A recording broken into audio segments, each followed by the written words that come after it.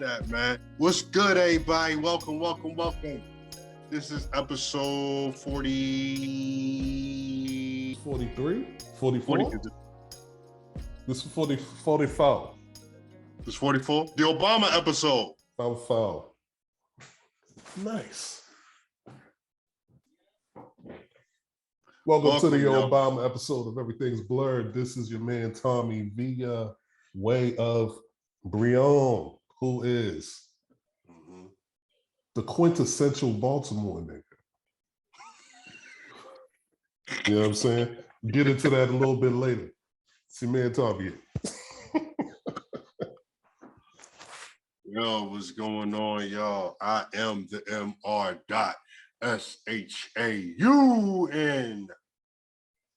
Mr. Shaun. You know what I'm saying? How you doing today, sir? Man, you know, I'm in the middle of a 3-day weekend, so I feel awesome, man. You know? Oh man, yeah, that holiday. Just finished having me a pumpkin spice latte and a pumpkin donut, so you know, feeling the fall. You know, you got sucked into that. I'm not going front. I do got the pumpkin spice room spray air freshener in the car that's like leftover from like last year or 2 years ago or some shit. Because just in case, sometimes you just need to do a little quick. You know what I mean? Word. Yeah, I just got to get my hot apple cider. You know, I'm gonna try to hook that up with some things. You know, see if I can get me to hook that up with some Fireball whiskey and some Jack Daniels honey or something.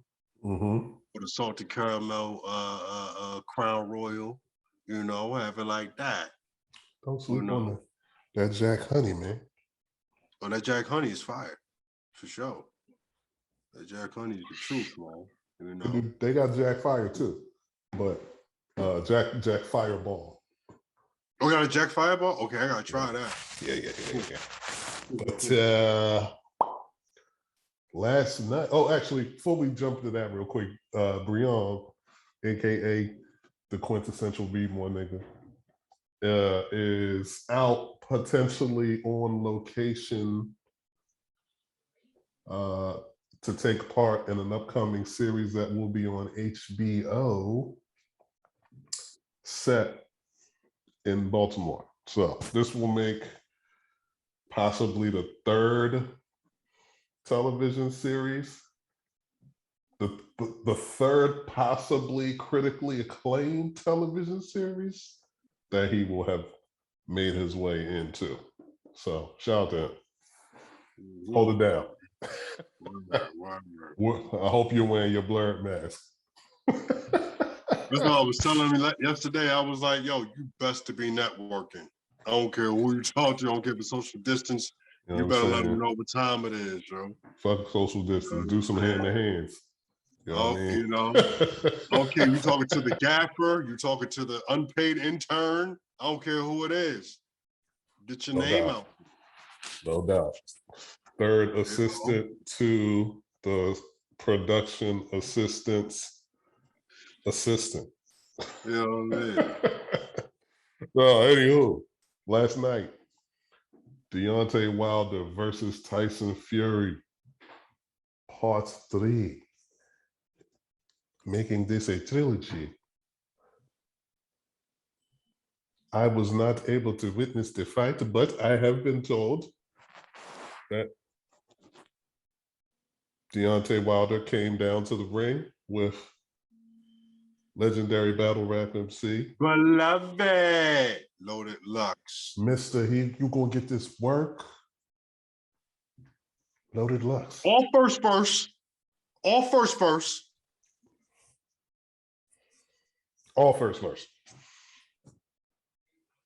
I was also informed that The Undertaker was pulling for Tyson Fury. I did not know that. He sent him a message. This is on the gram somewhere, where he was encouraging Fury to do what he needed to do and serve out them soup bones. So As I said, I was unable to witness the fight. This gentleman was. Please share with the people what took place. And were there good wings at the party? Thank you, Tommy. Unfortunately, there weren't good wings. There was just some vanilla wafer. No, not vanilla wafers. Some Nutty Buddy wafers, a bottle of Henny, and some green tea citrus Lipton. There's only me and three other guys. Salute to the homie. Were you actually real shit? Today, if you was at a fight party that had some bomb ass wings, today, with the price of wings today, yo, you are living good. Yo, just regular chicken wings. Just regular chicken wings. My mom was like, Shaun, I was at the supermarket. You know, wings is like 20 something. And I'm just like, I don't buy wings. So I'm just like, so how much are they regular price? I don't know. She's like $12, $13. They want 20. And I'm just like, oh, damn. Yeah, that's crazy. Bro.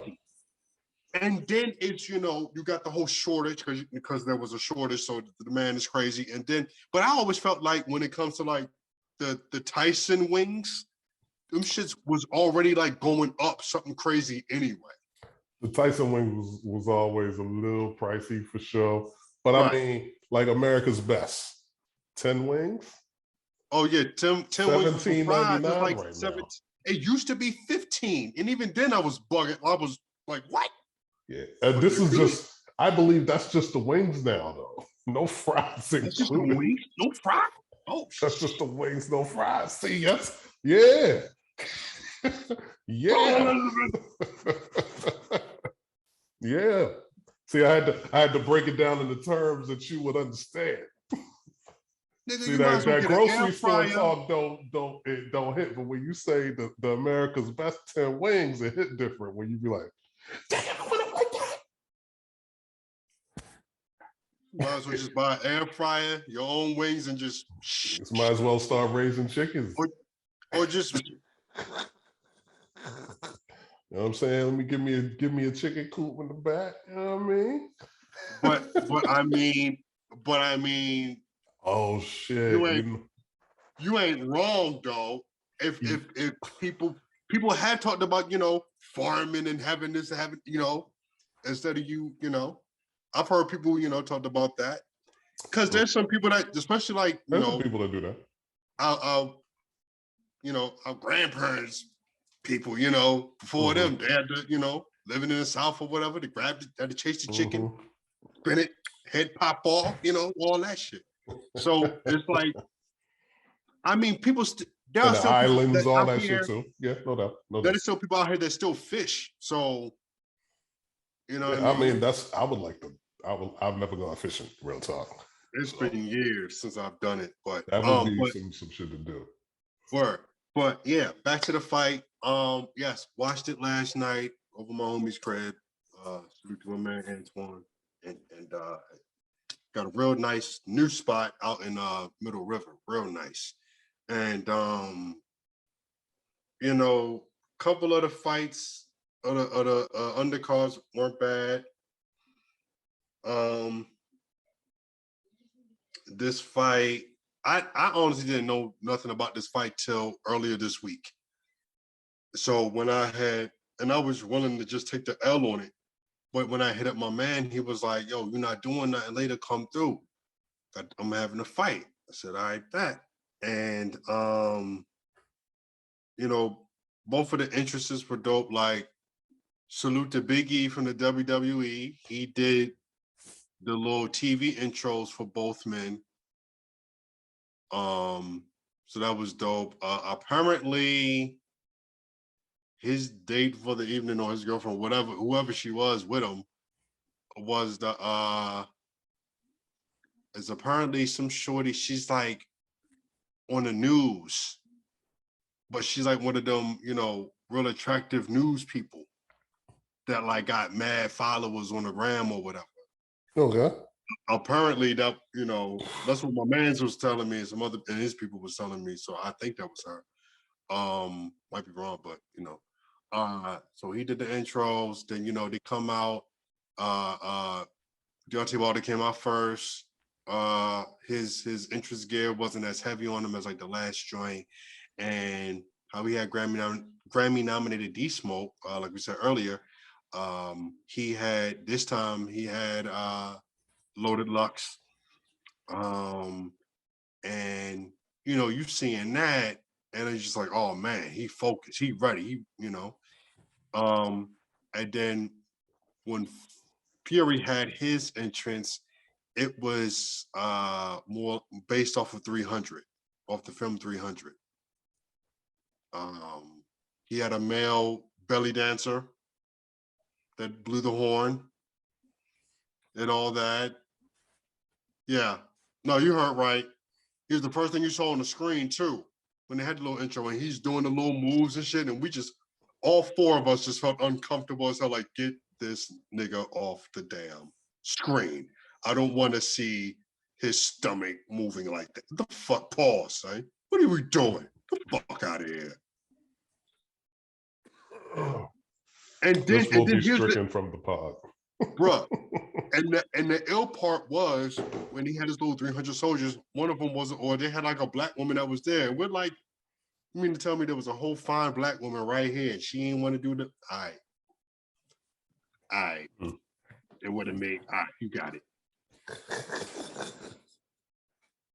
So, and that happened. They came out, they both was ready to fight. The first 2 rounds, Wilder looked good. He initiated the smoke. You know what I'm saying? He's hitting them with these nice little body shots, nice little crosses. He did the first couple rounds, and then the third round, that's when Fury did that. He unleashed some fury on him and knocked him down. Mm-hmm. And Wilder managed to get up, but he still was looking a bit weak. He got saved by the bell. Going to the 4th round, Wilder came back and knocked Fury down. And that's when it was getting real tense. So in this 5th round, you're really paying attention to what's going on. And both brothers brought it in that 5th. And then I think after that, you saw a glimpse of Wilder trying to, do his thing, but Fury had the better reach and he was getting better shots at him. And then when it got to about round 10, round 11, round 9, round 10, it really wasn't looking good for Wilder. He's breathing out of his mouth. He's looking pretty dead. It was one point in time, Fury hit him with a 3-piece straight to the face, just like he didn't have his guard up. Wilder didn't have his guard up enough. And Fury just hit him boom, boom, boom, on his head. His head was just going back like this, nigga. And the 11th round, that was Fury pretty much said enough. Just put some work on him. The ref jumped in. Look, when the ref hugs you, it's a wrap, nigga. All right. The ref just stop, hugged him. I'd be wondering if the refs just be when the ref hug you like he really you took a big L, nigga. You took a big L. Like what if he was like you cost me a rack, son. You cost me a rack, some bullshit.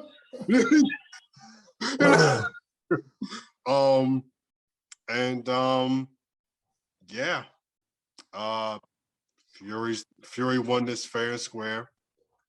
He lost some weight for this one, so he was in better shape versus the second one. He was just putting his weight on him, on Fury the whole time. I mean, on Wilder the whole time, and just hitting him with them big blows. Yeah, gotta give it to him. Still won that second one though. Yeah, he still won that second one. Yeah. So he beat him out of shape, and then he beat him while he was in shape. So it's like, it sucks because I've seen older clips of Wilder fighting, and he's, he is good at what he does, but Fury just overpowered him. You know, so I mean, salute to both men. Congrats to Tyson Fury, Deontay. You got to get back to the drawing board with things, and you just got to learn how to bounce back from it. You know what I mean? So yeah, that was that's my take on the fight. I'm not no Max Kellerman, but there you go.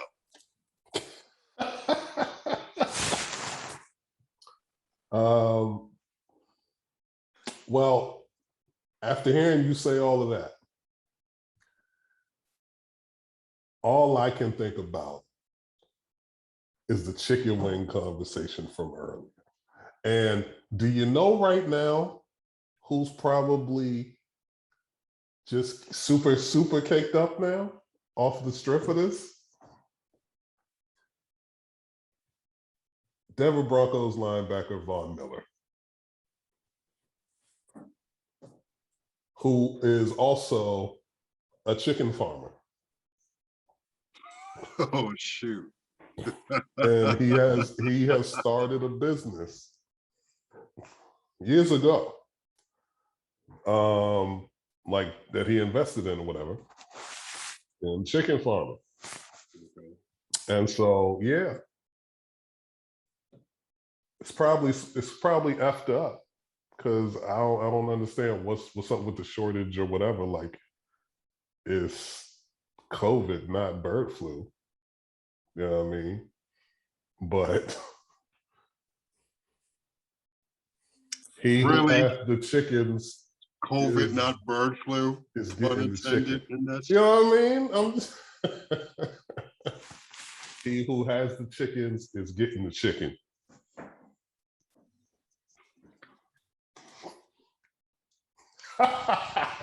Word to Cassidy. This is gonna be a long episode. Moving on. Shit.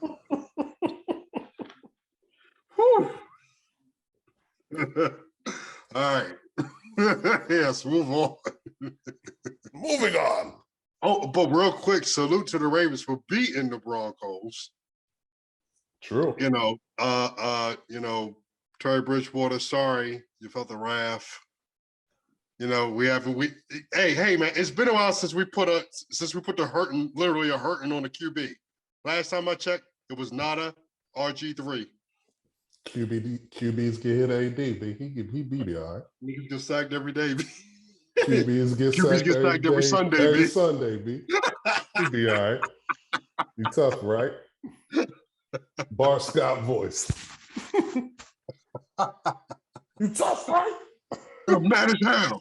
Can't wait. Yeah. Actually, speaking of Ravens, we got a lot of primetime games. Yes, sir. Tomorrow is our third one. Second Monday night game. Of the season. Baltimore Ravens versus Indianapolis Colts. I almost messed up. I took it back to the 60s one time. You almost did it. You almost did it. Anyway. Ravens versus Colts. If y'all didn't know, Colts used to be our team. RIP to Johnny Unitas. Yeah, I think this is going to be another good one. Another W for us. Because I feel like with that particular division, I feel like Tennessee is top dog in that division. And I think the Colts are just okay, but we should be we should be able to. Tennessee should be top dog in that division. They should be. Houston is trash. Oh, big trash. The Colts is just. They might as well get the number one pick. Just play it just to have a better chance to get the number one pick. Yeah, who else is in that division? Jacksonville. Oh, right. Jacksonville with their coach and his issues stepping out and them being trash on the field. Oh yeah. Right. So yeah. Tennessee and the Colts is the only teams in that division worth talking about. And Tennessee should win that division, given they scooped up Julio Jones plus who they already had. Colts got no. Their defense is cool, I guess. Carson Wentz is not seeming like Carson Wentz from the MVP year before. He's still playing? Yeah, like 28. Oh, my bad. My bad. I got him confused with somebody else. My bad. I said Tom Brady or something. I got it confused. I could have sworn there was somebody else named Carson that was a quarterback before him. Carson he used to Palmer. be a quarterback. There you go. Yeah. That's why. Yeah. But yes, okay. Went with the Colts. Okay. But yeah, I think we should squeak that one out. Hey, so yeah, as long as we squeak it out. Word. And we should be looking pretty good. Pretty good so far. Mm-hmm. Record-wise, we're in the AFC, and just, starting to put it all together. Hollywood catching the ball, which knew he could. But, that one game was like, Lord Jesus. But anyway,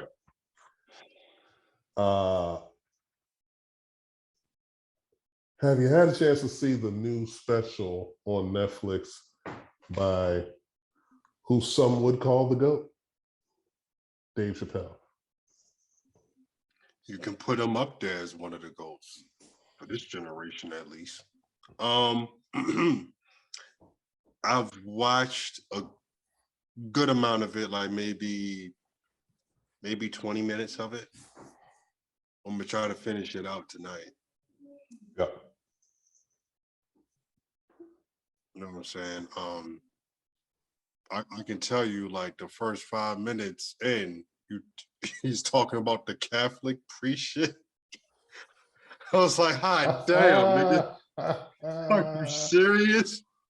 You just stepped on stage and you were just talking about the last time you touched like that was the Catholic priest. You know what's funny? Yeah, and that didn't even make me feel any kind of way. Like, I just was like, that was just funny to me. You know what I mean? That's all. It was just funny. I wasn't like, oh.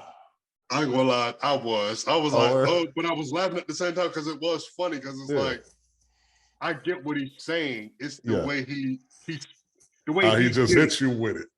He just hit you. It was like, oh shit. Damn. That's how we feel, son. You pulling no punches now. He's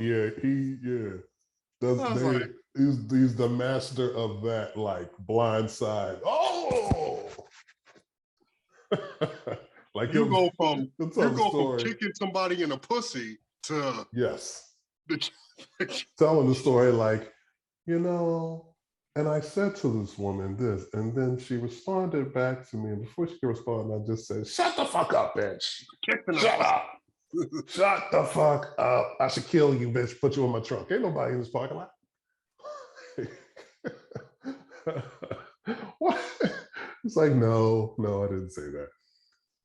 I was thinking it, but I didn't say that. But, well, if you watched this special and you were looking for him to discuss LGBTQ community and racism and Israel, yep, you got it. Although I do feel like all of the people who are complaining about it, majority come from the LGBT community. And you haven't seen the whole thing yet, but I feel if anybody's actually, if they're actually listening to what he says, this is nothing. It's nothing attacking them. You know what I'm saying? It's just asking questions and literally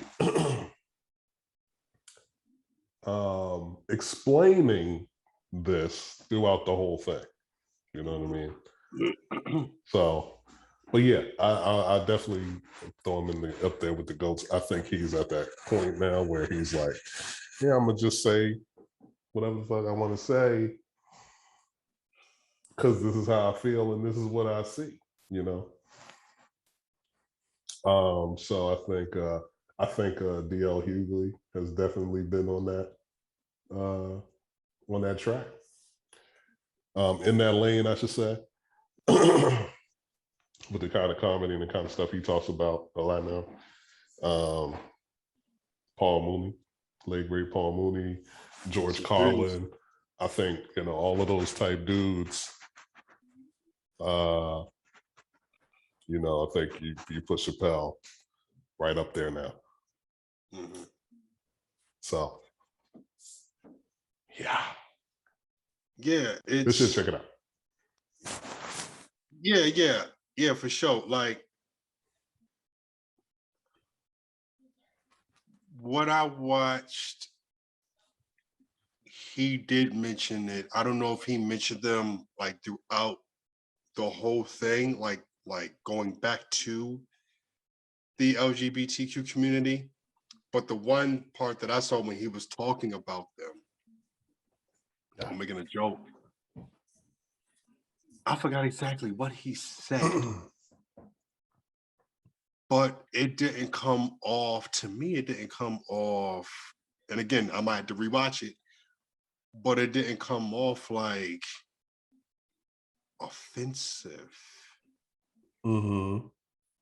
At the same time, though, there are times where when I hear that community feels some type of way from something that a comedian said or did, it's kind of a thing of, I think of two things. I kind of think of like, well, why you wait all this time now to say something? And well, maybe because at the time it wasn't, too cool to be that way, I guess. I don't know. And like y'all should know, man, like y'all didn't say nothing the last special where he broke down the whole how the whole community is in the car and this one is like this one is like that, this one is like that. It was funny. They didn't like that one either, though. Yeah, okay, now to the point where they just so fucking loosen the fuck up, man. Like it's not that. Yo, yeah, they didn't like I have no real issues with that community. I have some people in my family that is representative of that community, and I know some good friends of that community. Right. I have two sisters that's of that community. Now, I say all that to say some of these people know how to take a damn joke. And the times where I've said certain things to them and I reference it with no offense or whatever, they don't get riled up, like they cool about it. Or if I I remember working at my old job. I remember a few years back, there was a song that came out by this rapper who was gay. He had a song called Pop That Boy Pussy, right? And I remember watching the video because I remember people talking about it. I was like, what is this? I watched the video because I don't care. Watching the video don't make you gay. Like, you know what I'm saying? So I'm watching the video and it's like they took, how when you heard about like the Lord of the Rings, how they took a group of guys and then they just kind of like use special effects to just pretty much clone them. Yes. Like so it seems like they took like one or two guys that were dancers and kind of cloned him, and that person was just like twerking throughout the whole video.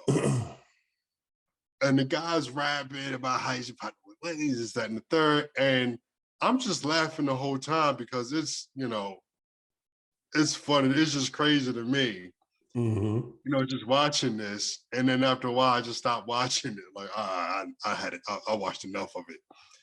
And I talked to my homie about it, who, you know, who's gay, and he's like, look, just like how y'all got ratchet music, that's our ratchet music. You know what I'm saying? And it was like, you got a point. We've had 2 Live Crew for this long. Don't stop, pop that pussy, you know, that shit. You know what I'm saying? You got, you know, a lot of club music. To say some shit, you know what I'm saying? I was trying to, yeah, cause you'll be dancing to this one joint, club joint, you be jamming, all of a sudden all you hear is, this pussy can drive you crazy. You're like, whoa, what the fuck? This pussy, this pussy, you know what I'm saying? It's kind of like the Chris Rock shit, smack it with the dick, smack it with the dick. That joint, dick in the air, dick in the air, dick in the, you know, that type of dumb shit. So, you know, so it's like, okay, I see his point. When people are making jokes, and I kind of get it in the sense of when other races make black jokes, it is a thing of, all right, watch him. Yeah. You know what I'm saying? Like, what? There have been a couple times where Family Guy made some black jokes, and I'm like, all right, you got that. Like, all right. Like there was one where Stewie was like, there was one scenario where he's at a party or whatever, he's talking to some people, he's trying to make a joke. So he's like, so there's a, excuse me for a moment, and he's looking everywhere, any and everywhere. He went out the building, looked around, he flew around, everything, came back, double checked. Then he got done looking around. He was like, okay, coast is clear. So it's this black guy, right? And I was like, I get it. Because he's like, he don't want no smoke, so he wanted to be clear so he can say the shit he gotta say. There was another joint that they did on Family Guy where they're at the Apple store. And a black guy that worked there walked up to Peter. He had no glasses on. He was like, hey, how can I help you? And Peter was like, don't rob me. And then the black guy put some regular glasses on. He was like, oh, you're not that bad. Then he put another pair of glasses on. I was like, oh, you look pretty smart. Then he put a bigger pair of glasses on. He was like, oh, you must own this company. Like, I was like, all right. I'm not mad at that. Yeah. Those were funny. I'll give you on that. You know what I mean? So with the, and I've heard Bill Burr, he made a joke like he was around black friends. He's like, I had to stop hanging around my black friends. He's like, I was losing a lot of fucking money. He was like, because that's how I had to dress up for this and go to that and all this other stuff. I was like, all right, yeah. You know, so it's like certain jokes are funny and certain jokes, it's like not everyone is here to attack you. Yeah. You know what I mean? Like just relax, loosen up, and just have fun, man. You know what I'm saying? We don't, we have no ill will towards y'all. It is what it is. You know, that's your preference. That's how you get down. That's how you get down. We don't care about that. We just here for the laughters and have a good time. You know what I'm saying? That's all that is. So it's like, yo, we're gonna have these jokes. Certain things, yeah. If certain things are offensive and are blatant, especially if they're like blatantly offensive, yes, say something. But if you know that's how a certain person get down, like it's like, yo, if you know how they are, then don't support them. Don't watch them. You know what I'm saying? If you feel like they still, if he's still attacking you, feel like you're being attacked or feel some type of way from what they're saying, then just don't support the person. But I don't think I don't think that was his intention. I don't think that's Dave's intention. You know, Dave, when he's just telling you, he's speaking around. Him and Chris Rock do that all the time. They talk about real shit and they put a comedic spin on it. You know what I'm saying? Some joints is funny, some joint are jokes, some joints is, you know, there's some truth in that joke. And it's half and half. Like it's like, yo, I'm being half serious and I'm also joking with shit. Like shit is crazy. You know what I mean? So it's like, yo, LGBTQIA community, in minority voice, you gotta relax. It's okay. You know what I'm saying? It's gonna be all right. You know what I'm saying? So just chill out, man. Not that deep. Dave don't mean that. You know what I'm saying? Dave don't mean no ill will towards y'all, man. You know what I'm saying? Matter of fact, when we're done with this, I want you to look up a comedian that you never heard of for a certain reason. But just remind me when we're done. So yeah, that's kind of like my take on it. Feel me? Like just loosen up, y'all. Go ahead and have a good time. Relax.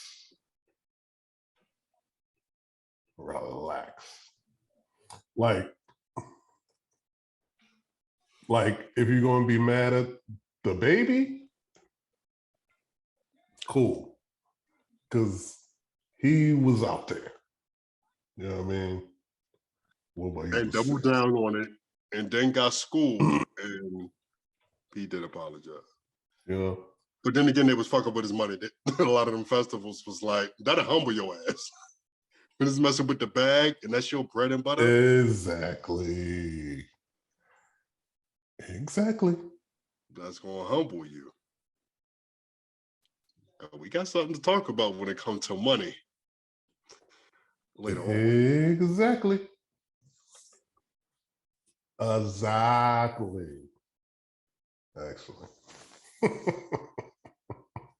Actually, it's the next thing up. Might as well talk about it now. So, my bad. Was there anything else you wanted to say about it? No. Okay. Moving on.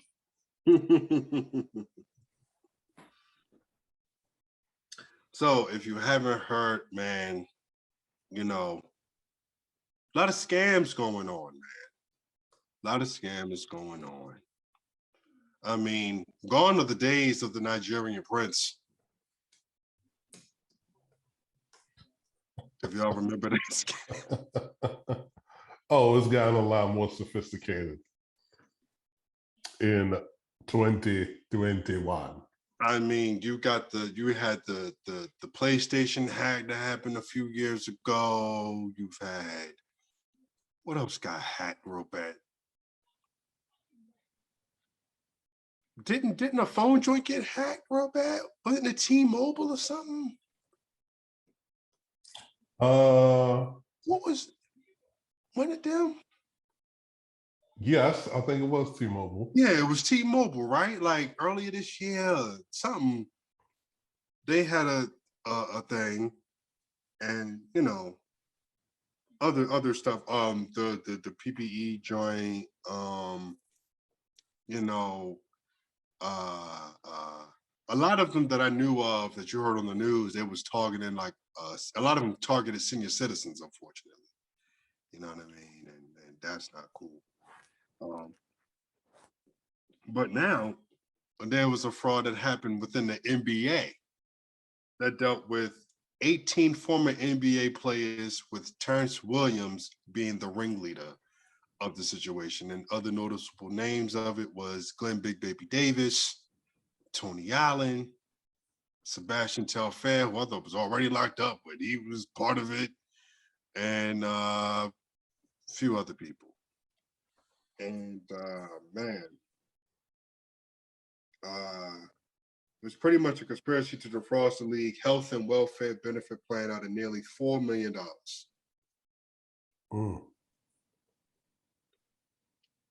They conspired to commit the healthcare fraud and wire fraud by submitting claims for reimbursements for medical and dental expenses that were never actually rented. And I mean, Terrence Williams, he orchestrated it. He recruited other players. He supplied them with fake invoices to support their fraudulent claims in exchange for kickbacks to him once they received payment. Further prosecutors say at least 10 co-conspirators paid kickbacks to Williams, totaling approximately $230,000.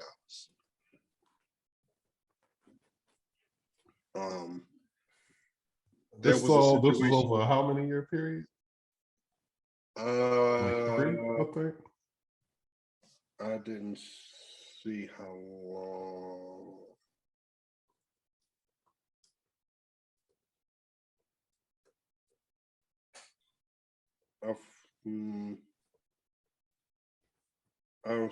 I actually don't know how long the time period was, but I'm assuming it had to be whenever those guys was in the league. So you talking late 2000s, you know what I mean? Somewhere along there, you know, kind of going into the 2010s. But a certain real interesting situation happened when a guy named Christopher Douglas Roberts didn't pay his kickback, and Williams took to impersonating the health plan administrators to intimidate him. And Terrence is accused of creating a phony email from an administrator and falsely raising a potential issue with Douglas Roberts' reimbursement in an effort to frighten him into paying his kickback.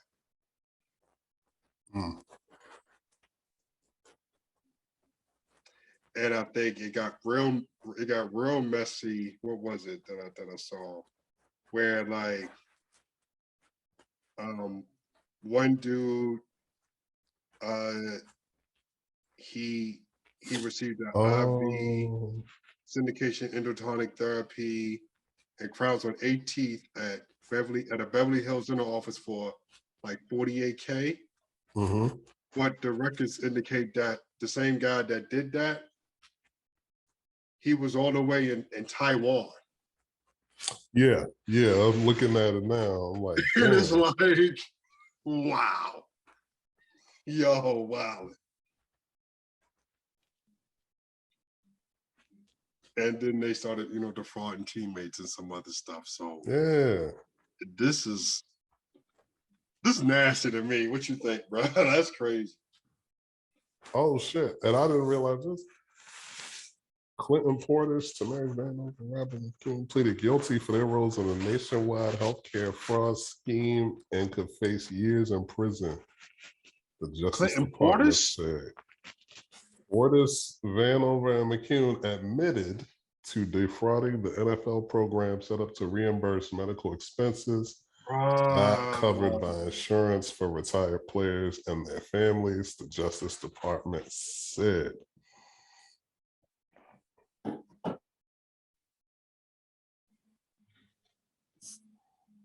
Damn.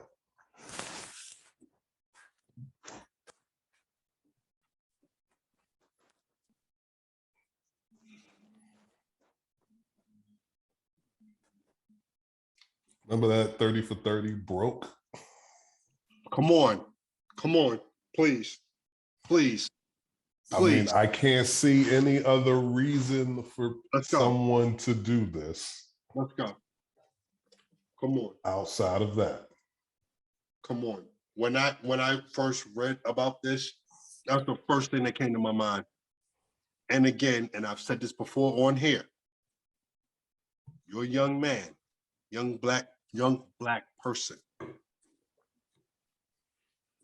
Boy, girl, binary, non-binary, I don't care. You need to be financially literate. You need to know about credit. You need to have a bank account. You need to have a savings plan. You need to learn how to budget. You need to know all these things, man.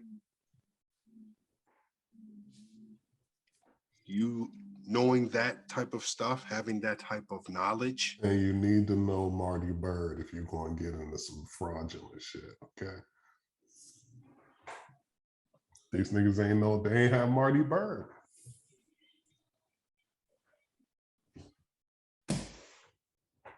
Damn, son. Now that's how you bounce back. That shit was now sloppy. I forgive you for that bullshit from earlier. That was good. Shit was sloppy, man. And stay away from them snails. Stay away from them snails. Especially anybody that look like the female, because that bitch, she was a goon. Oh, she crazy. She was a goon. She ain't give no fucks. She didn't. She was the killer. She just, you know what I mean? Like, she was the one that they had to always keep like, yo, relax. You know what I mean? She was O-Dog. yes, she was. You know what I mean? And there was a point in time where, in her own way, she told her husband, "Hey, nigga, you got a little bitch right now." Mm-hmm. At one point in time, mm-hmm. And then she one-upped him because he tried to kill her. Yeah, Spoiler but for those that haven't watched it. She got the job done though. And he couldn't help but be like, damn it, I can never get the one up on you, never get the drop on you. You always like, he knew. And she got herself a young boy. Mm-hmm. And I'm like, you could do so much better. Also, you're so damn smart and you so nasty. I mean, she's not even one of the nice old ladies. You know what I mean? She just looking nasty. Well, I mean, if we being real, name me a cute person on that show, a cute female that was on that show, because they look a little basic or just rough, like, huh? Seen better looking girls in Towson. I'm just saying. Okay. I'm being real. I've seen better. Okay. What was wrong with that? I don't know. I was just like, damn. So is Towson like the ugly girl capital? No, I'm not saying it like that. I'm just saying that I've seen better looking women. No, I would never do that to Towson. I was like, huh? I was like, what's this? No, I've seen some nice looking women in Towson. But back to, but yeah, to get back on track. Yeah. It just sucks because it's like coming from just a regular Joe Schmo that makes makes good money. The fact that all you got to do is play a sport, work out, watch film, train, do some community service. You might do like a little charity thing, whatever.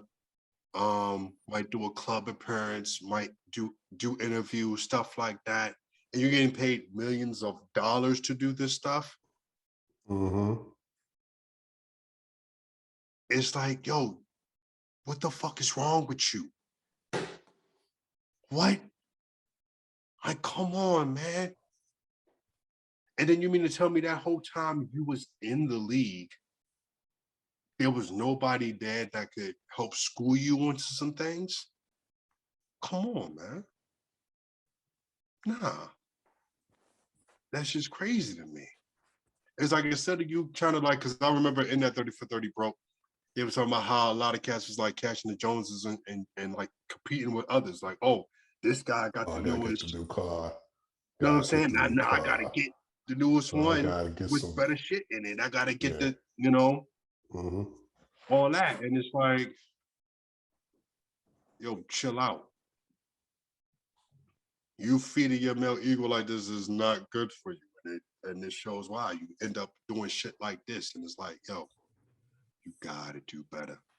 Got to do better. You know what I'm saying?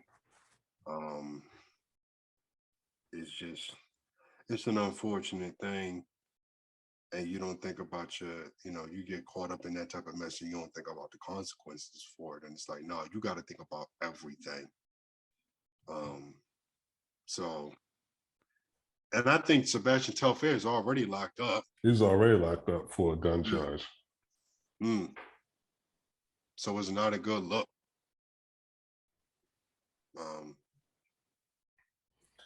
We just got to do, like I said, become financial literate, and most importantly, read.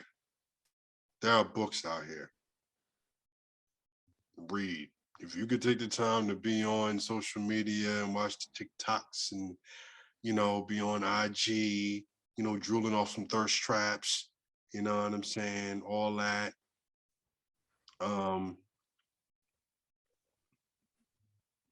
Googling dumb stuff, then you can 100% pick up a book and learn about, cryptocurrency.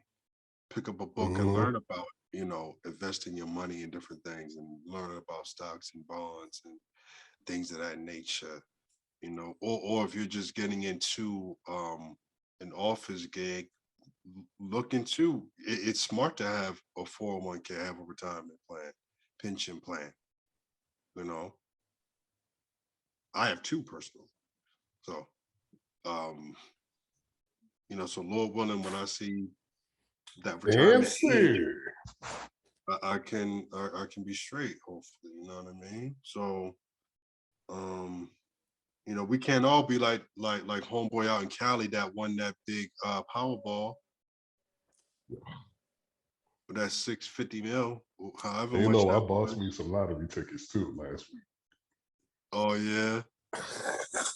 It said it's up to what? Yeah. There's a couple of times I meant to play and some of my numbers that hit. I was like, damn. I don't know if I told y'all though what made me really do that, because I don't be playing a lot. What made me do that is that I went to Popeyes, pulled into the parking lot, nobody in the drive-thru, pull up to the drive-thru straight up, boom. Get some wings? No. But Popeyes, you can pull up to the drive-thru joint. That don't mean anybody going to be there to talk to you for another like 5 to 10 minutes. You know what I'm saying? You know what I mean? What I'm talking about. That's every McDonald's in Baltimore. That's every Popeyes. That's every Popeyes outside of that I've New been Orleans. to. They'll have that recording that come on first, and then because the Africans run the Popeyes now. So now you guys speak to them. Shit, I didn't know that. Yes, the one on York Road, Africans. The one in Randallstown is African. What about the joint on Joppa near Parent Parkway? I think that's niggas.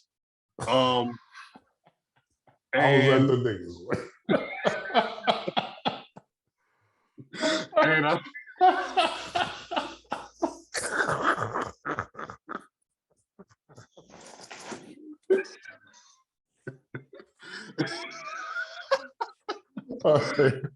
oh man. And niggas Popeyes. I'll help you. I was trying to go to the African one. And the other African one is I think the one out security might be a mixture of Africans and niggas. Okay. And shout out to Greek Village, where ain't nothing but Africans. Greek African Village, man. Greek African Village. But they still holding it down. Probably in Greece. I don't know. They still holding it down though, man. They still holding it down though, man. They ain't shit changing. Food still the shit that I order be on point. I don't fuck with everything on the menu. But anyway. I don't know if I trust them stopping to make me a gyro. I don't know. So I pulls up to the drive-thru speaker, not expecting anybody to really say shit for at least 5 minutes. Pull up. On the Popeyes, I can help you. Oh shit. This is amazing. Mhm. Already, this is amazing. This never happens. Place my order or whatever, you know, boom, boom, boom. Okay, cool. Pull around. I'll pull around. Surely I'm going to be waiting here at the window for like 5 minutes. Right. She's going to come, charge me, take my money or whatever, close the window, and then I'm going to be waiting another 5 minutes for the food. You know what I mean? Pulled up, paid, got food. It was like Chick-fil-A. I was in and out in like 2 minutes, 3 minutes. Real quick, the Chick-fil-A on 40, I've heard, is the worst Chick-fil-A. On 40 on the west side? Out Catonsville. I've I've never heard been. multiple times from the same person that it's trash. I think the one time she went, they got it together, but other than that, they trash. So don't go to that Chick-fil-A, and certainly don't go to that Walmart on 40 neither. Oh It's no. yeah. Don't go to that Walmart, and don't go to the one around. Well, the one on 40 and the one on 40 East too, though. Oh, the one on Golden Ring? Yeah. The one on I've never Golden had Ring issues. is crazy. I've never had issues there, but it looked a little dirty, but I never had no real issues. I mean, my favorite one is the one out Cockeysville, personally. And then Trey put me on the one out Ellicott City that's real nice and clean. And then there's another one out Carroll County. That's like that one. That one is the one I've heard nice. about. People be like, yeah, I'm gonna go all the way out to that joint. Man, okay.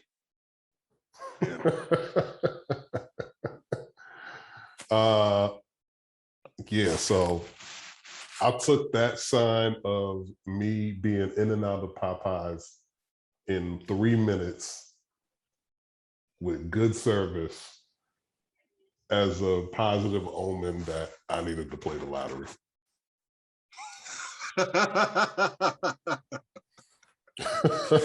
Interesting. I thought it was like, I got a 3-piece. How much was that? Oh, everything came to 15 something. I just saw that number not too long ago. Maybe I should put that up, something like that, Not even. I was just like, damn, this is crazy. This doesn't ever happen, ever. Shit, I need to roll the dice. You know what I mean? Let me roll the dice on some lottery tickets. But, I'd rather do that than be like, let me roll the dice on these crack tables. Damn. There go my life savings. Snake eyes. It won't be like Ashley Larry, nigga. No. No. Not at all. But we're moving on. New James Bond flick comes out. Came out. And there's a lot of talk of the Black James Bond, Black 007. Salute to that young lady. And she's a female 007. Which, all good. Like the movie, it was a long movie, actually, like almost 3 hours. Yeah, that joint was like 2 hours, 40 minutes, something like that. Liked most of it. And then it was just kind of like, yo, why is this nigga so weird and just being diabolical for no reason? Like, what's the motivation? Salute to Lashana Lynch. That is her name. Lashana Lynch. Black 007. In the film, James Bond is retired. So the 007 code or tag or whatever is repurposed to somebody else, which happens to be this young lady. So In the movie, he comes back and does, does the James Bond thing. You know what I mean? It's all good. Billie Eilish did the song. Okay. She did, yeah. She did. But moving forward, I don't see this Black 007 being a thing. I am thinking that they're going to do something where it's almost like they start over and it's like the recruitment of a new 007 who may be, or it could be a prequel, some like a sort of a prequel type joint of a young James Bond. And they start over from there. I can't say why I feel that way because that would basically be spoiler alert through the movie, but that's what I think is going to happen.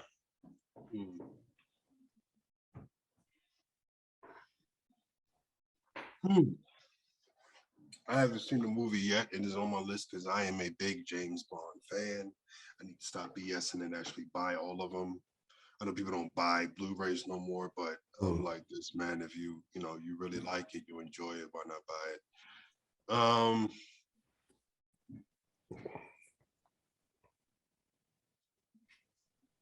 it? So I don't know exactly because I want to say that's maybe Daniel Craig's last Bond film. Yes. So yes, it is. I think you don't go prequel. Okay. I think if anything, you might take a little break from this, and then you just pick up like it's nothing in a sense. Because just with a new James, I don't believe none.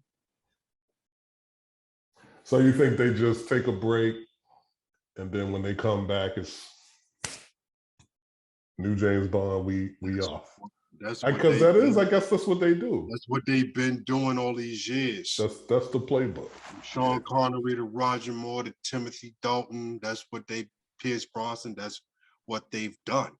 You know what I'm saying? Like, he was just a character. He was already established. Boom. It is what it is. As I can see it being a thing where, like I said, I haven't seen it. But if they do bring it back, and let's just say they kind of keep it going with the same kind of type of people, like people that play, your Qs and your Money Pennies and people like that. Yeah. Those same people going after they wait a while.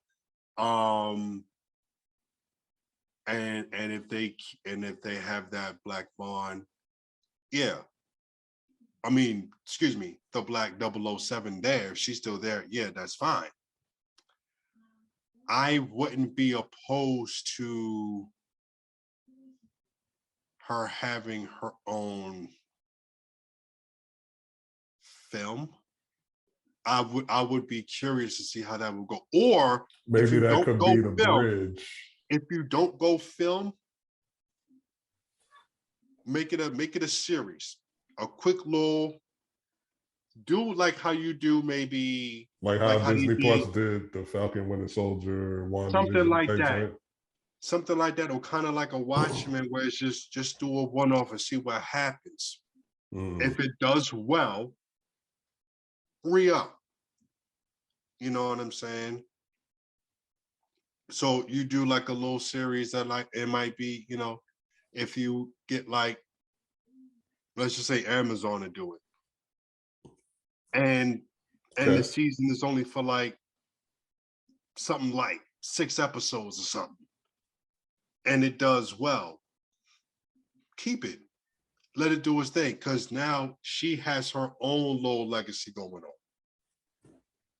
And then when you find someone like, even though she's 007, why not James Bond just kind of do his own thing in a way, in a sense. But I wouldn't mind it. I've always felt like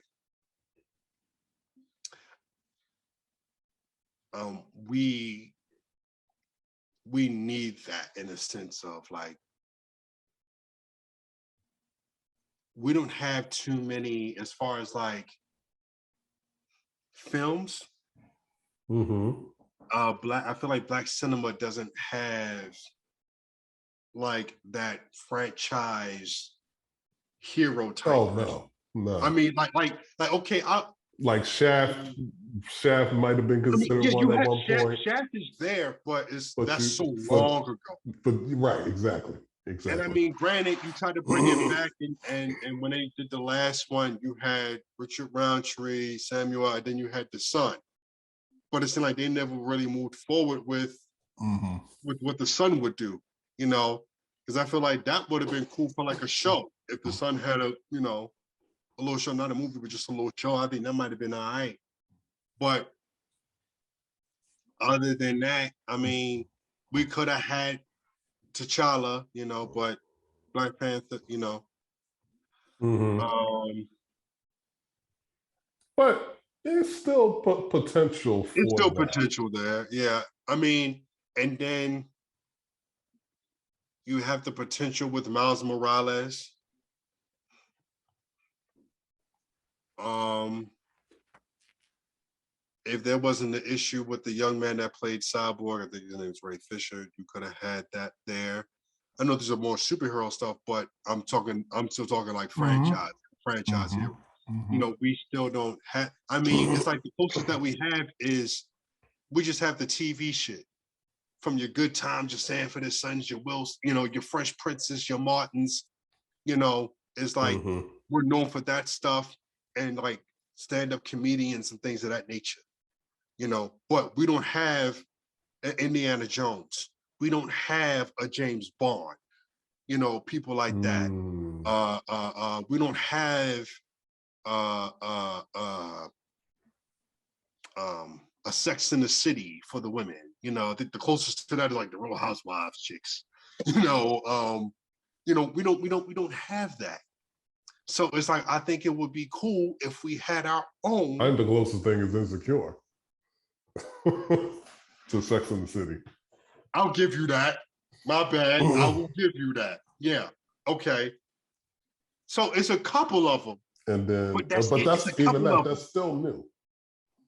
Even right? that's still But new. but you get what I'm saying? Like we need Mm-hmm. our own like entertainment franchises, movie Mm. franchise, these heroes where it's like, oh, and if they didn't like I honestly feel like if they never messed up Alex Cross with that god awful Tyler Perry movie, that Alex Cross would have been it because in the books, he's been in the books for years. That would have been it, His yeah, books because are Morgan amazing. Freeman was originally playing Alex Cross Yes, in he those was. different films, yeah. So it's like, And I think he could still not Morgan Freeman, but I think that character. I mean, because I did like those movies. you just gotta look. I think over the past few years, there have been a lot of like dope and fresh Black talent out here, and we need to employ those fresh faces. I want to see them in more stuff. You know what I'm saying? So, I want to see so all the young men that was in the New Edition film. I want to see them in more stuff. I've seen them in some stuff outside of that, and I want to see them, get more work. I want to see the young lady Yada Shahidi do some more stuff outside of Grownish and Blackish. I want to see the other young lady, Marissa Martin. Forgive me, probably short of her name. The one that came up with the movie where it was like with Regina Hall and Issa Rae. She like the executive Oh yeah, producer. yeah, yeah. Uh-huh. I want to see her do more stuff. You know what I mean? Mm-hmm. Things of that nature. So we need,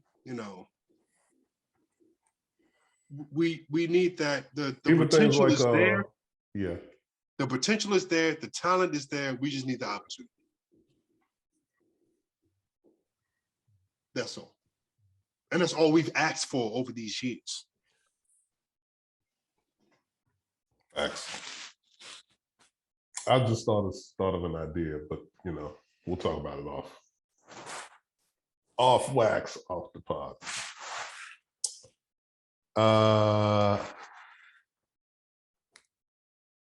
Which way should we go now? We can do the BET Hip Hop Awards.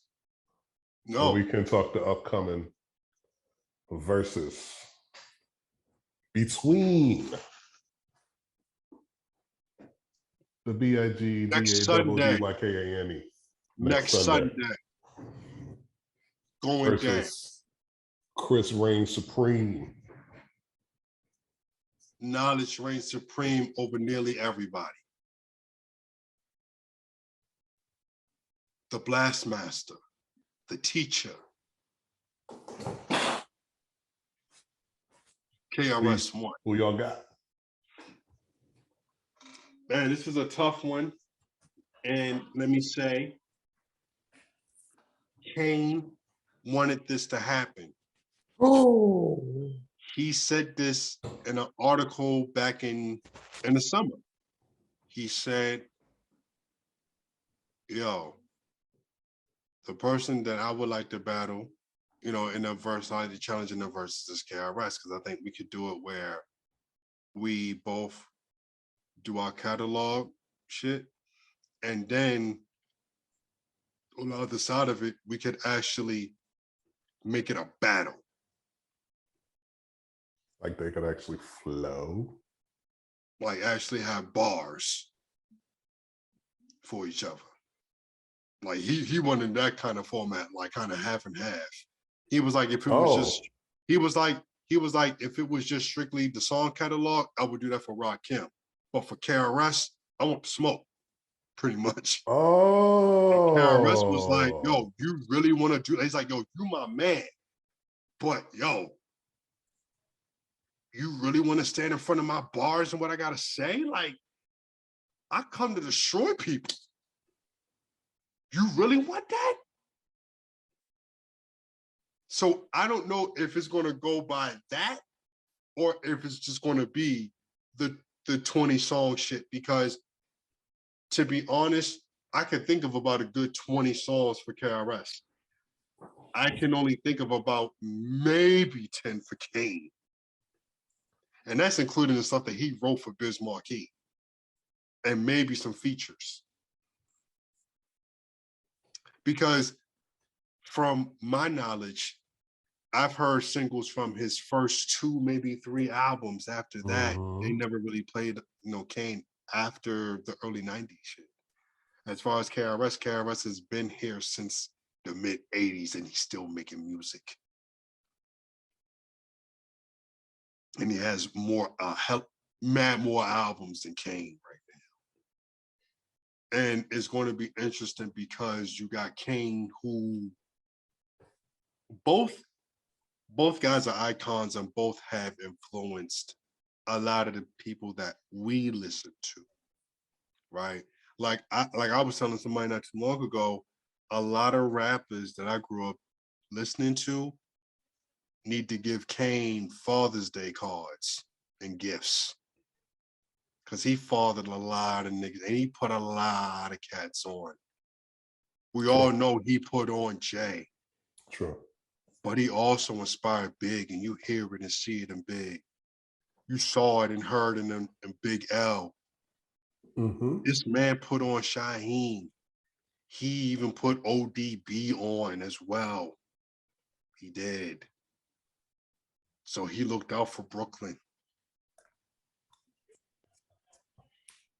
And KRS just told you, he pretty much helped you with the format of understanding what the culture was about. He told you in a song like, yo, rap is what you do, hip hop is what you live. You know what I'm saying? Yep. And you know, he was about edutainment. He was about, you know, schooling you, but at the same time hitting you with some dope shit, with some bars. And it's like, you know, like I said, Kane has bars, but Kane also got swag. He did, He had party joints. He had joints for the women. You know, so he's very versatile. KRS, he was just about the culture, and he uplifted the people, and he showed you that with his music and what the culture was about. So he taught you what it was. He's the teacher. So it's style wise, it's a bit of a clash, but it's going to make for a good night. And the performance level is going to be crazy on both ends because Kane going to have his dances. He's going to do his dance moves. He's going to rap. Boom. He's going to freestyle off the top. KRS is going to bring you.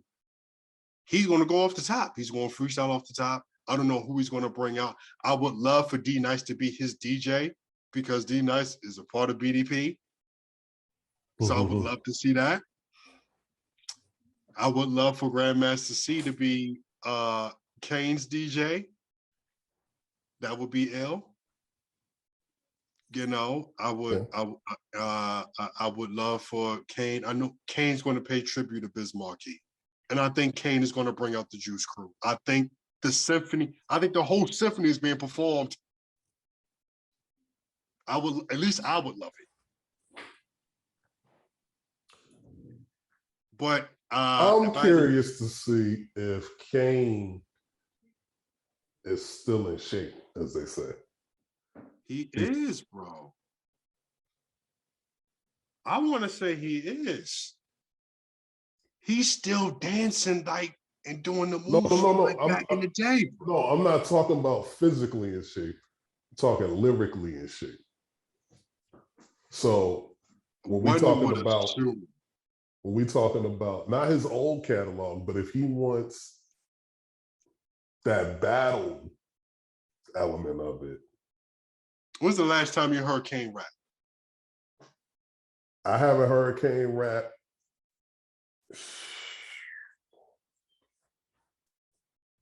I think he was on like somebody's album,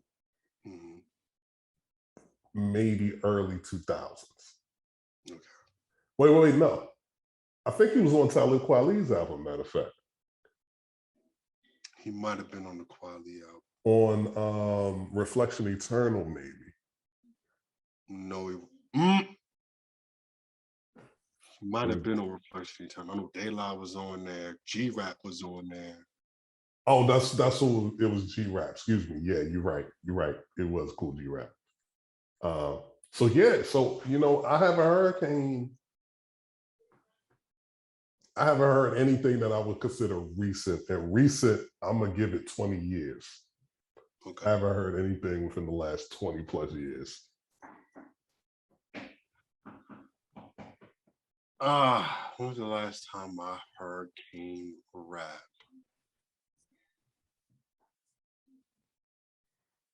You're gonna be like, nigga, last weekend, I just heard. I know I've seen him perform recently of some festival overseas.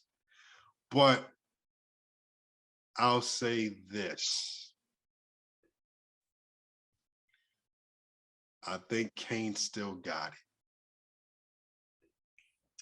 There are still a nice amount of guys from the old school. Listen, Grandmaster Caz is probably in his 60s. He can still out-rap a lot of you motherfuckers out here. A lot of you young niggas. I think with Kane, who's about 53, I think he still got it. Especially if a nigga like KRS still got it. Rakim still got it. See, that's the thing. I think Rakim still got it. I have not listened to any KRS like actual music, but I have been at festivals where he's done his KRS freestyle thing, and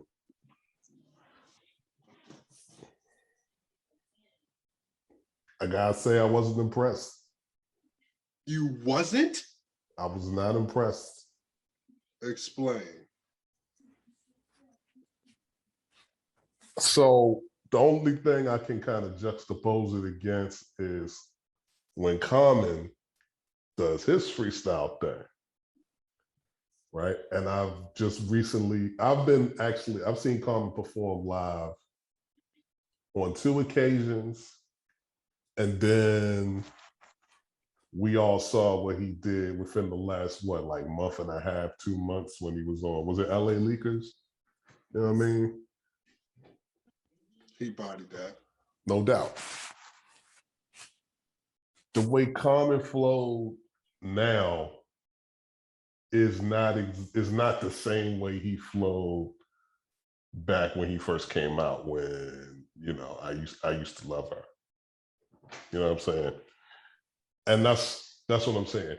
You can see Common has to continue to grow, continue to, play with different styles, add to his, repertoire in terms of delivery, but also what he's talking about. To me, when KRS is freestyling, he sounds like a nigga from the 80s. Still flowing like that's how niggas is rapping now. You know what I mean?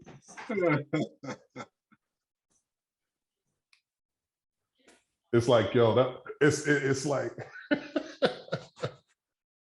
like that Jada gift. Like that's cool. It's not enough. Not today. You know what I mean? Now, maybe I've seen him on an off day or two, but that's how he sounds to me when he's freestyling. It's like, damn, dog, this is super backspin. You know what I mean? And I fuck with backspin, aka Rock the Bells now. I was about to say it's now Rock the Bells. Right? Yes. But it's like you rock with Rock the Bells or whatever, formerly known as Backspin before LL bought it. Loved the festival. Oh, I think he had a hand in that festival. But no doubt. Loved the festival. But for me, there's some tracks that it's kind of like, I remember the beat. I wasn't really into it to that level at that point in my life. So I don't rock with it the same way as somebody who was like outside, really in the mix doing their thing at the time. And that was like what they was partying to and all that kind of stuff. To me, that's what KRS sounds like when he freestyles.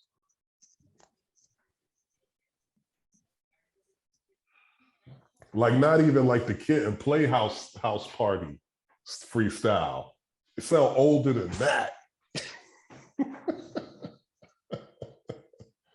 You know what I mean? And look, I want to be proven wrong. So I will be watching this versus. I am looking forward to seeing it. But that's what my experience has been and what I've seen from KRS. Okay. Thank you for letting me get that off too, because I feel like he was kind of like you was feeling some of what I was saying, but I know you also probably wanted to jump in. So I was like, thank you for letting me get all that out before your response. So good. Let me ask you this. Oh. Can you freestyle off the top? Just come with bars. It depends on the day. And when I say too off the top with bars, I'm not going to necessarily be saying nothing. You know what I mean? It's just the flow I can just keep the flow going a little bit where it's not super choppy. Mm-hmm. You might stumble a little bit, might search for a word here, there, whatever to kind of get me through, but yeah. So I used to write rhymes. I used to freestyle.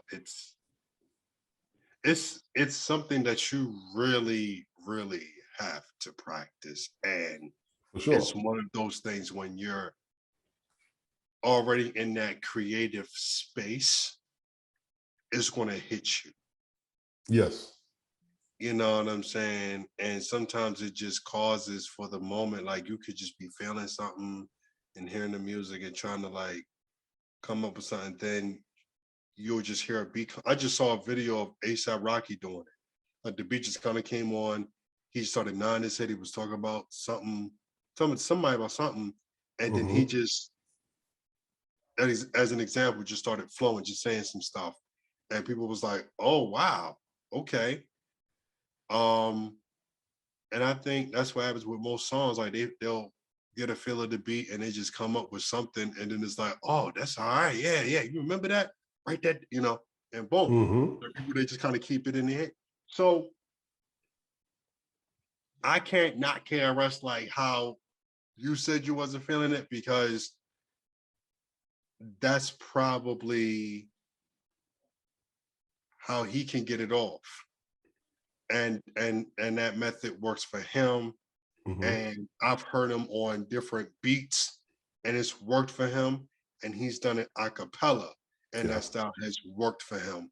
And when I saw him live last year with my cousins,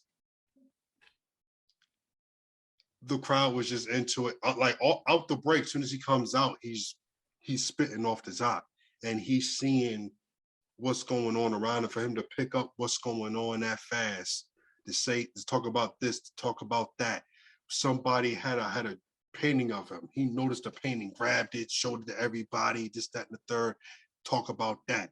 Some other stuff. People was holding up different things. But like for you to really capture that moment to make sense, to not mess up, you know, Mm-hmm.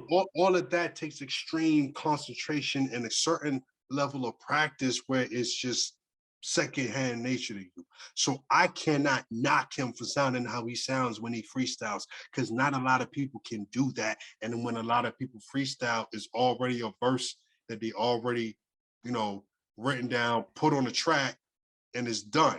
So it's like I can't knock a man that does it off the top with no problems. I can't knock him when he do it. I can't knock Super Nat when he does it. I've seen Ludacris does it. I do it. I've seen Snoop do it. I can't Mm-hmm. fault none of these brothers that do it because not a lot of people can do what they can. So I can't, Mm-hmm. I'm not gonna not care Russ for how he sounds when he freestyle. If that style works for him, that style works for him. That goes with music. Like with rap music, you got a lot of cats that kind of rap about the same thing each time. And then it's like, all right, you need to switch it. Sometimes it works for them, sometimes it don't. We can, it's like, certain people's like, oh my gosh, but when you get somebody like MOP been beating up, shooting, and robbing niggas on tracks for the past 20 plus years. But guess what? This shit still works. It's still dope. You know what I'm saying? If it ain't broke, don't fix it. And that's how Drake kind of feels when he does his shit. But I've seen him kind of make little changes to his stuff. So it's, certain things, it just works because because sometimes I don't think about the flow. I just think about what he's saying. If he's saying, certain stuff that makes sense, then it makes sense. I don't knock it. So I mean, I still enjoy it and get a kick out of it because the brother's in his 50s doing it, and it's a lot of niggas in their 20s is just rapping and don't know how to freaking. Some Mm-hmm. of them don't even know how to rap. If we keeping it above, Mm-hmm. you know what I'm saying. So you know, I love what the guy does. So it hasn't hit me now. I will say, I don't want to put this person under the bus because I do have respect for this person. But so it's interesting that we're talking about verses because a lot of people don't know that Timberland and Swiss are not the first people to come up with that type of idea. Um, I would actually tell people that the first people that actually do something like what they're doing is Pete Rock and DJ Premier. they was going around doing a thing called P Rock versus Premier, and they would play certain songs. Like they would start off with certain songs that they're known for. Then they will play like certain beats, something like that. And it was going back and forth, certain time limit. You know, and you know, it was dope. So I say all that to say, when they got on, before they got on the stage and did their thing, the person that hosted that event was legendary Curtis Blow. And there was one point in time where we were waiting for Pete Rock and Premier to do their thing, playing music, and he's talking to people. Curtis is talking to people or whatever. And then out the blue, Curtis Blow just starts freestyling. When Curtis Blow started freestyling, now that's a nigga that sound like he was still on Crush Group. I'm dead ass, because you know, Curtis is in his mid-60s, so this nigga is just the movement's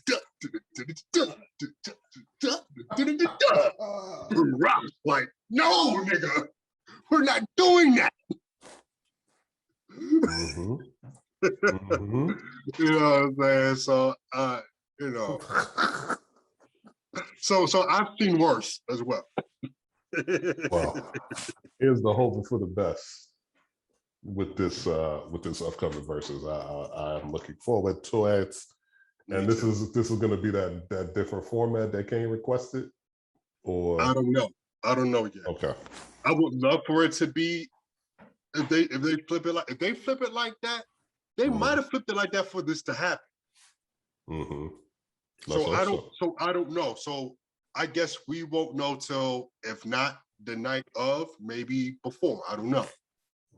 But I'm gonna try to, you know, I try to get on social media when I can, but I'm gonna try to get on VERZUZ page, you know, watch closely this week, see if they put up different little things. I know they're not gonna like hype it up like how the Locks and Dipset was on some wrestling promo shit. They just had the videos going, you know. But you know, let's keep it hip hop, shall we? For sure. All right. So, all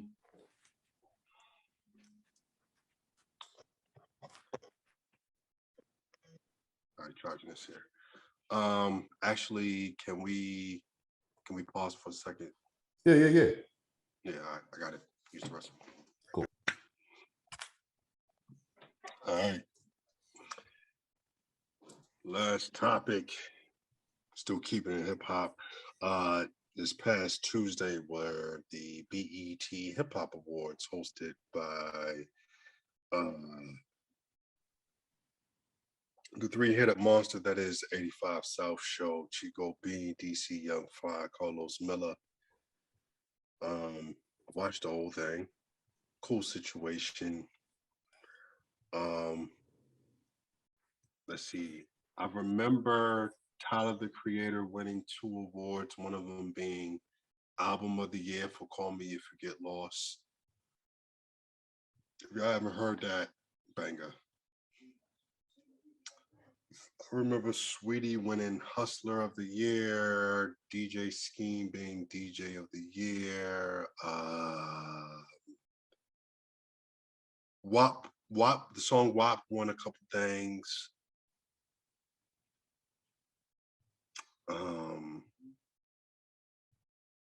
I forgot who won Lyricist of the Year. I want to say J. Cole might have won Lyricist of the Year. I was going to ask you if there was a Rapper of the Year. Yes. Okay. Let me see if I can find that, because that is important to know, right? BET Hip Hop Awards. You want to know who the Rapper of the Year is? I think Meg won it last year, right? I believe so. Tyler also won Best Live Performance. Yeah, Lyricist of the Year was J. Cole.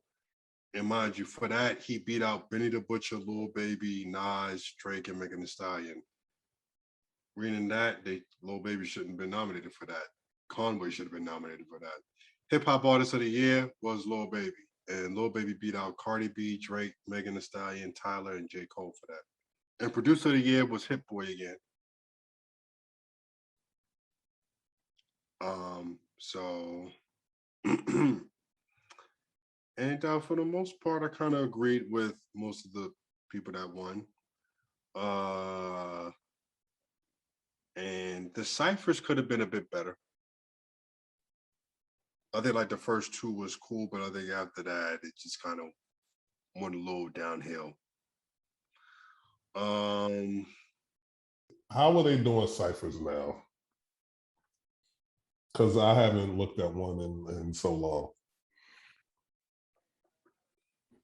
I think Do it's they the get people in the room? Yeah, they're in the same room. They're in the same room. DJ, they record them, pre-recorded. Yeah, all that. They're back to the original format. I mean, so that was cool. Live performances was all right. But it was one thing that, you know, most times when it comes to these award joints, it's some people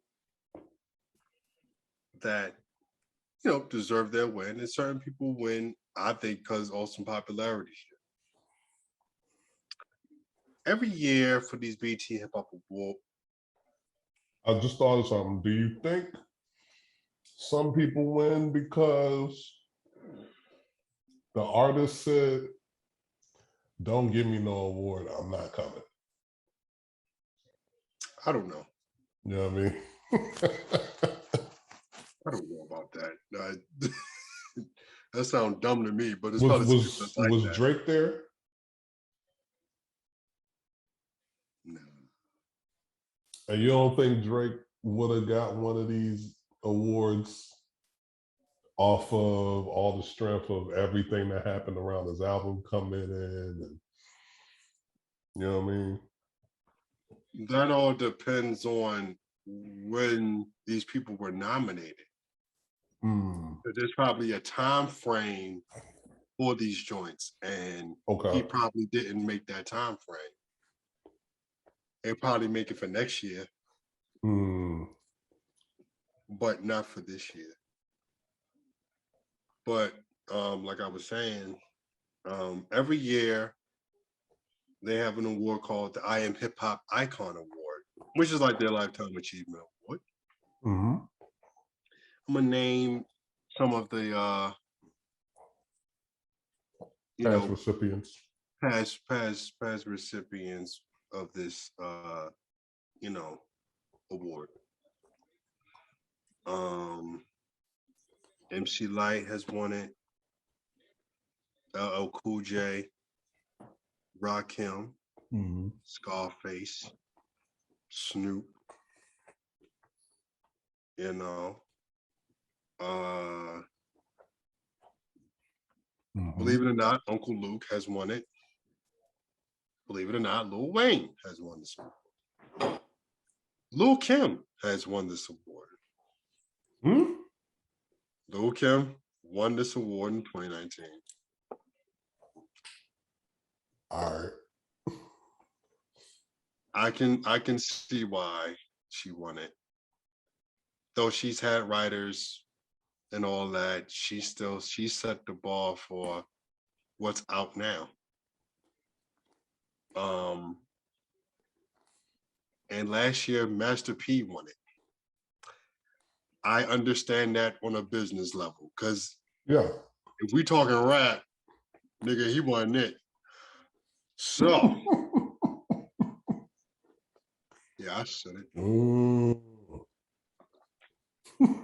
This year, the recipient for this,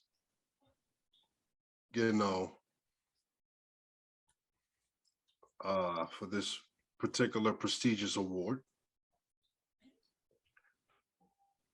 went to Nelly.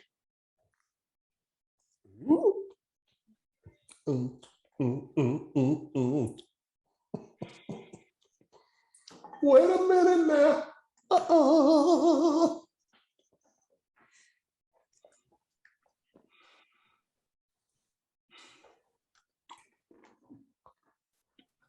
So here's the thing.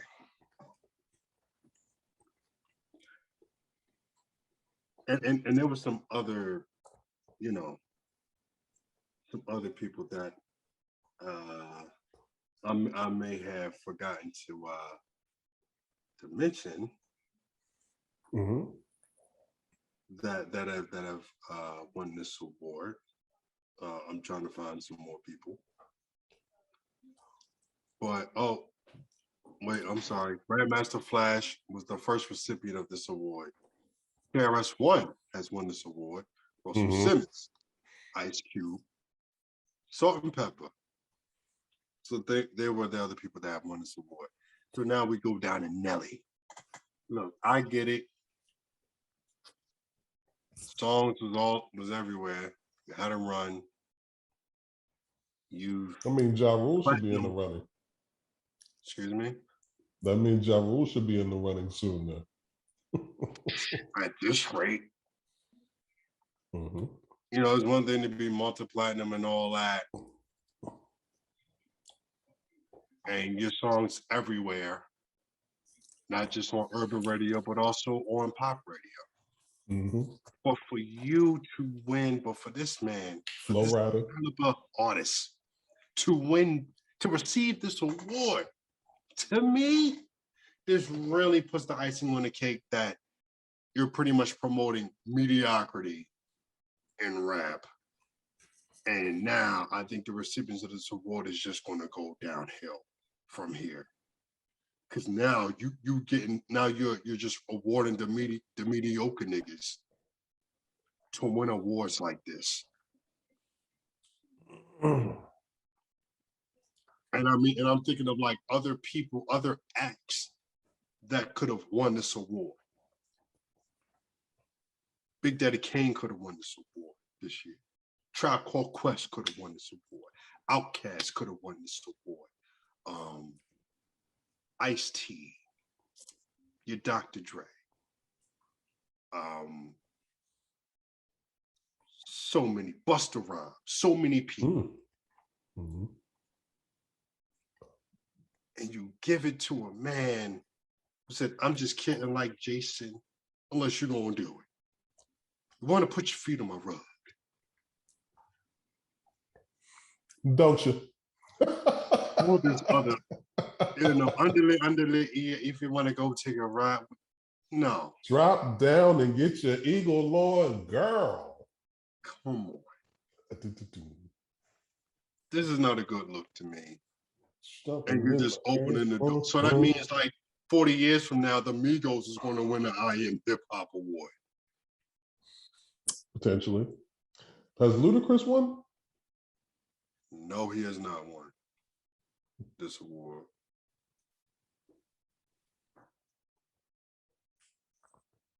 Well, let me ask you this. What does the I Am Hip Hop Award mean to you?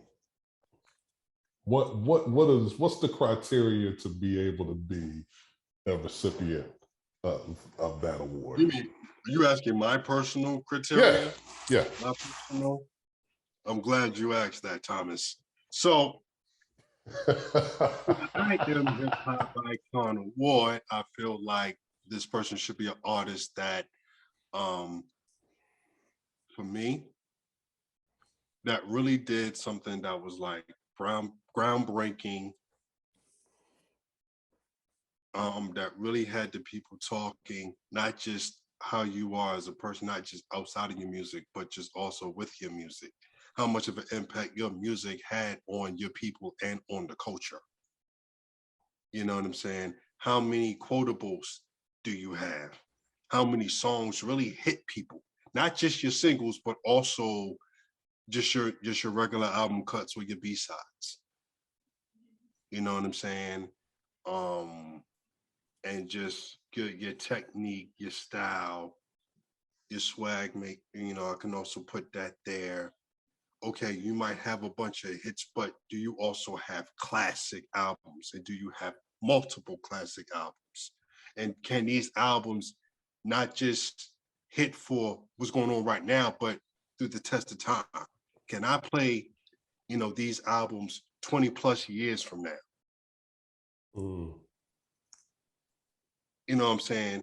And it's not just about a versus or nothing like that, but yo, can you know what I mean? If people play your stuff 20 years from now, are they gonna like nod their head, smile, and just be like, man, I remember when this came out, such and such was going on, yada yada yada. I was out here doing such and such and such, boom, boom, boom. This happened, you know. So when this came out, all of this made sense. So when he said this at that moment, that's what was popping, you know, all this other stuff. Mm. So if your music and what you do even outside of it, in the sense of like if you've done more positive things than negative, to actually, but nowadays people not rocking with you if you ain't doing no negative shit, if you ain't trolling. Certain people that work, certain people that don't. But it's like if you do those things, that's what makes you I am hip hop I am hip hop award. icon to me. That's what I've always been said. You know, when people ask me about, you know, Drake or whatever, I'm like, Drake has hits, but he has no classics.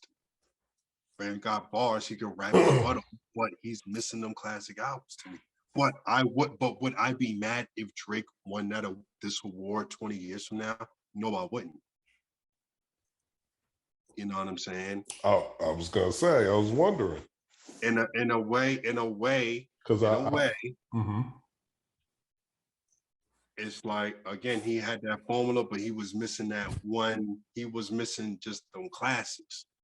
But I could see him winning it because at the end of the day, I know more people that rock with Drake more than they did Nelly.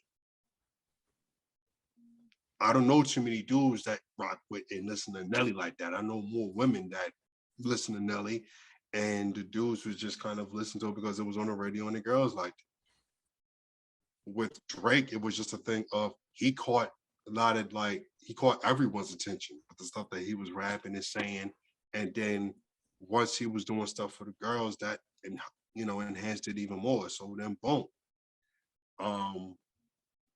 you know, but I could see it because he has a real strong influence on other artists, and some younger artists kind of took a page from him.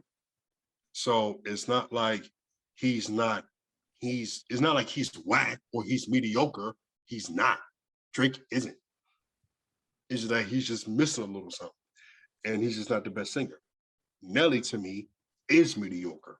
I've said before on here when he did that one BT hip hop cipher with a model slash actor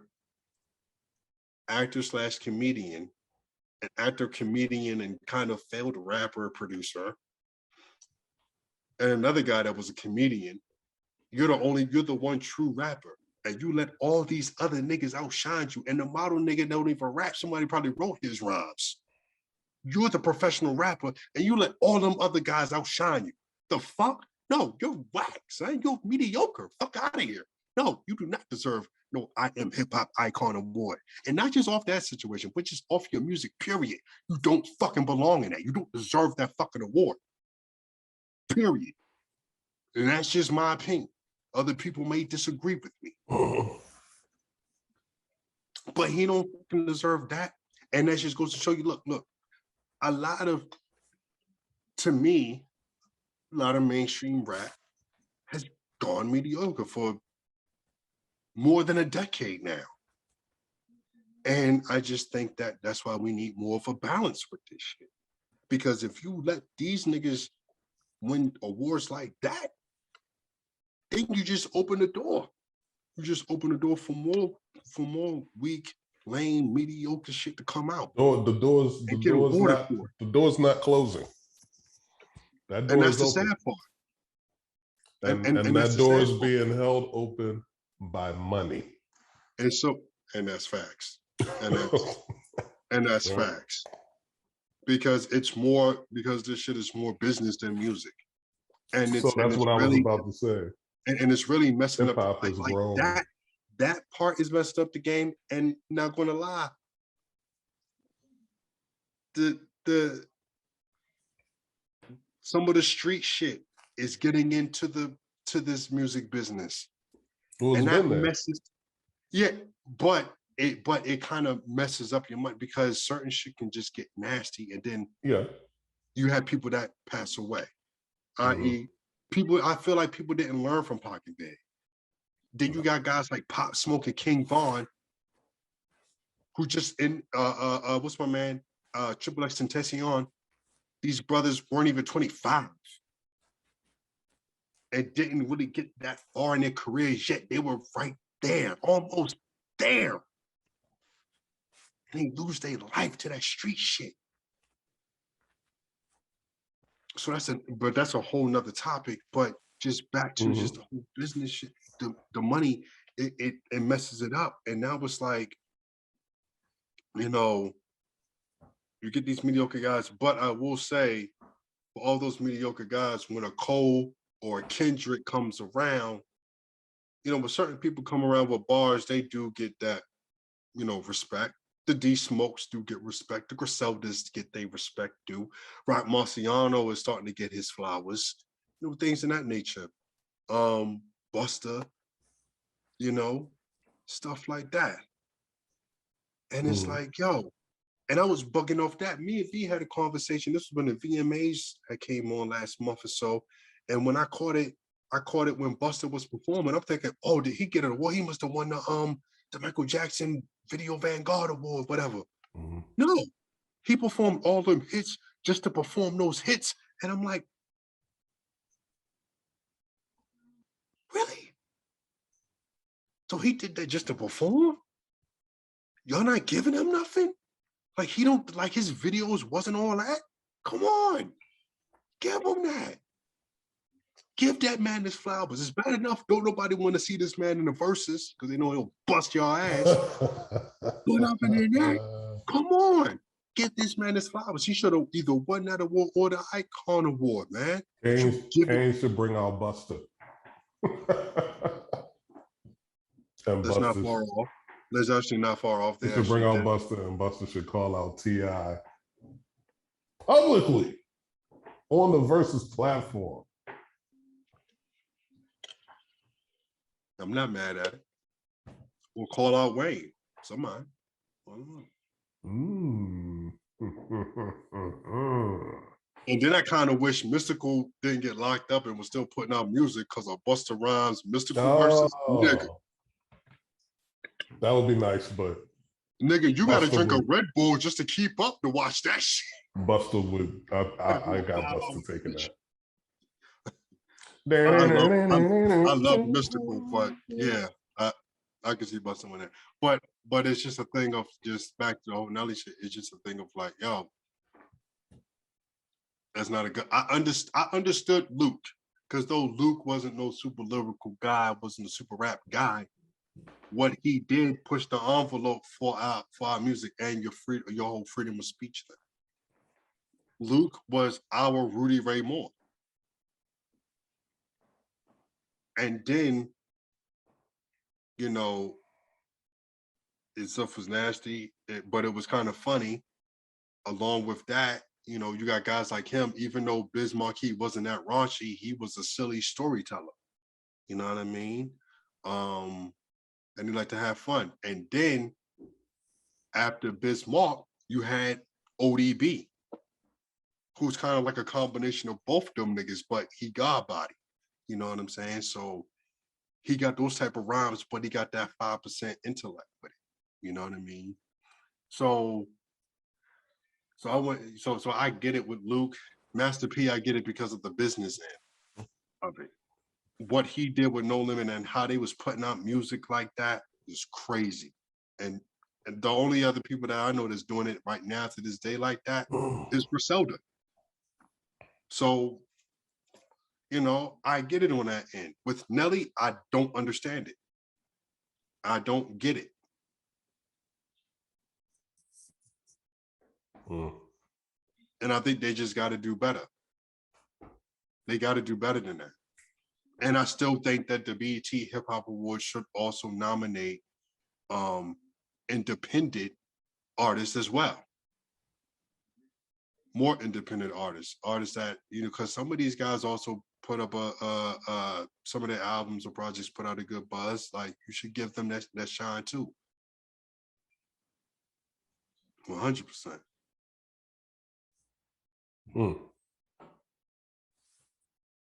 So yes, I do think other people besides him. Well, you're gonna have to come up with your own hip hop show, because hey, if that's what too it much takes, money. It's too much money in it now for the music to make all the difference. It's just too much. To make the what now? For the music to make the difference and the decision on who should be who's eligible to win these types of awards. It's too much money involved in the game. And think about it too. If there was no money in the game, how much would hip hop would still just be underground?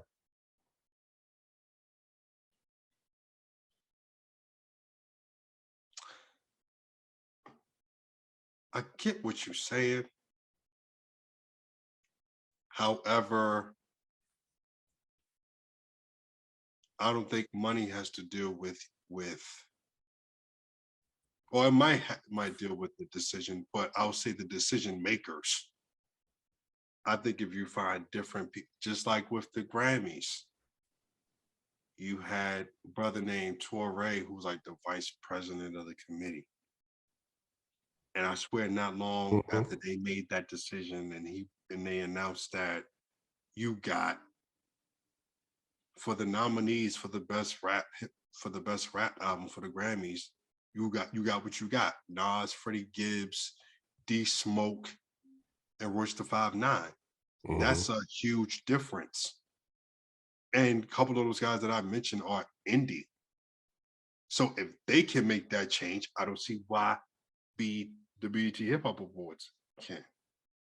But I do think that someone else besides BET should have a hip hop awards. I mean, Gone or The Source, you know, with WSL, maybe somebody else should have some type of joint, and it's people from, you know, from that pay attention to both the indie scene and the mainstream scene, and you just, bam, you kind of mix them together. Because who they have for the lyricist of the year was good. But I could make a case and say that, hey, you could have put Lloyd Banks in that, because he did put out a project earlier this year. Like I said, Conway should have been in that. You could have put Blue in there. And maybe a couple of other people. So there's some people there that you could have put in that, you know, some other albums. But it's like, we won't know that until, you know, certain people won't know about those certain things until these award stuff come out, or when a hip hop DX or All Hip Hop or Double XL do their year end best albums of 2021, and you're like, oh wait, this came out. Oh, I didn't know this came out.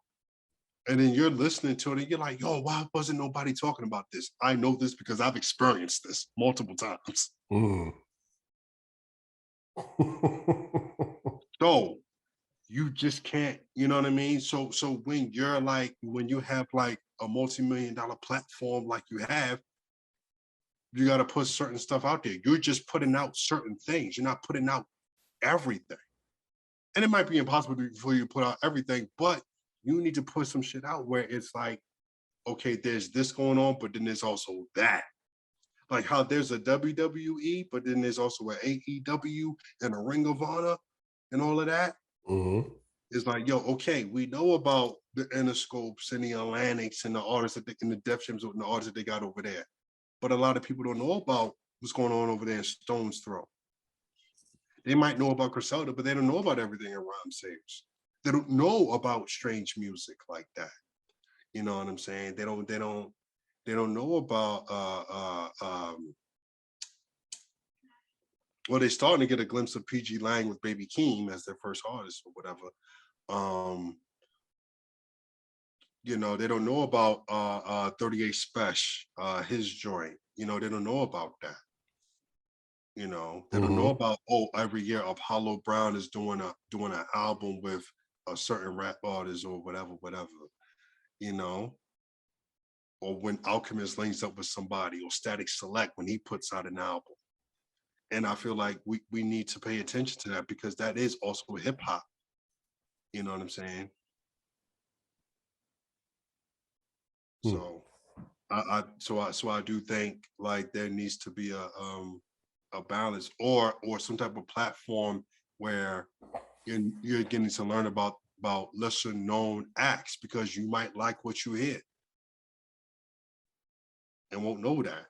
But you won't know about this stuff until, because I've heard some people say, yo, why I gotta keep digging and finding out about stuff and it's not there. And it's like, unfortunately, you have to do that, because you know, these guys is not putting you, you know, the BETs and people like that are not, you know, putting that stuff out there. You know what I mean? So I just still think that there should be, I think everything just, because, you know, boils down to the whole business of the money. And the fact that that's happening, that's the reason why there's a lack of the lack of a balance within the music. And when there's a lack of the balance and you're just getting all this mainstream mediocre shit, and they're pushing all this materialistic stuff, you're not going to appreciate, most people are not going to appreciate what a JID is doing, what a Earth Gang is doing, what a, you know what I'm saying? People like that, like people that can like really rap, like a Rashid Chappelle. That's going in deep in my underground, my indie bag right there.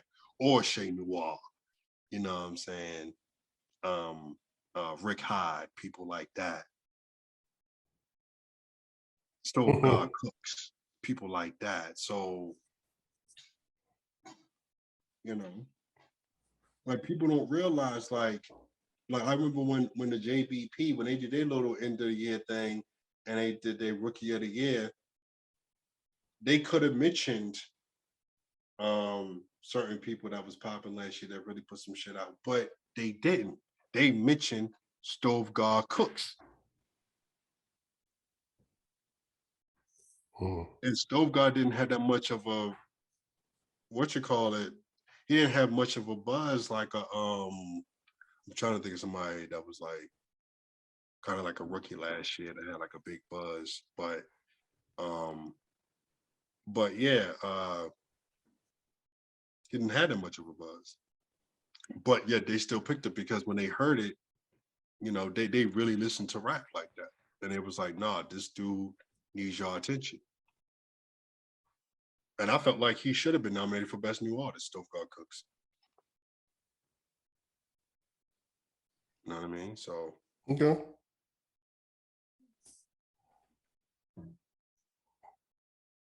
BET, take notes. How do they decide this actually? Because I don't know. I think there's like a time period, and then they go from that time period. So, you know, like the time period might be from. I mean, if Snoop won, when did Nelly come out? Like 90? Came out like 2000.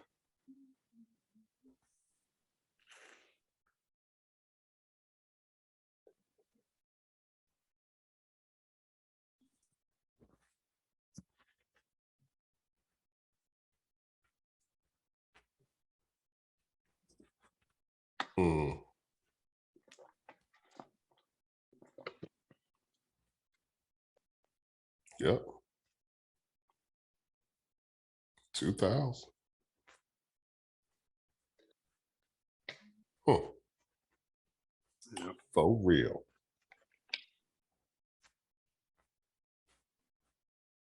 "21 years later.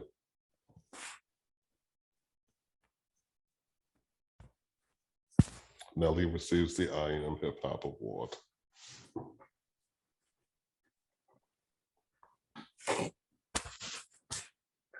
But like you said, yes, BT do better.